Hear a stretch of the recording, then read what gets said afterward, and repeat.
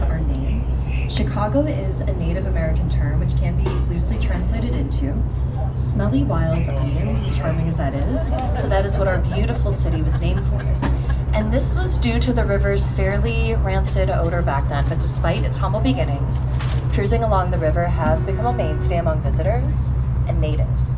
And it is from the Chicago River that you are going to get the most awe-inspiring vantage point toward some world-class architecture. Chicago is the city where the skyscraper was born, invented. It all started right here with the Chicago School of Style. Louis Sullivan and William LeBaron Jenney innovated a steel frame infrastructure. This would pave the way to the modern skyscraper that you see all around you. These buildings are not exceptionally tall, and you will see examples of this once we're out onto that main branch, but they are considered to be skyscrapers. Red brick cladding on the outside, not providing any structural support, therefore aesthetic purposes only. All of that support is coming from the steel skeleton. So you'll be seeing 5 prominent architectural styles along the tour. And I'd like to give a brief overview of each style just so you're a little bit more familiar once we're out there. Chicago School being the first. Then you'll see some great examples of the Beaux-Arts, also referred to as neoclassicism, influenced by ancient Grecian or ancient Roman architecture. Daniel Burnham, who was our city planner for a time, chief of the World's Fair of 1893, he loved and perpetuated this particular style of architecture, and that is how he chose to represent Chicago at the fair. City full of these Beaux-Art white pavilions.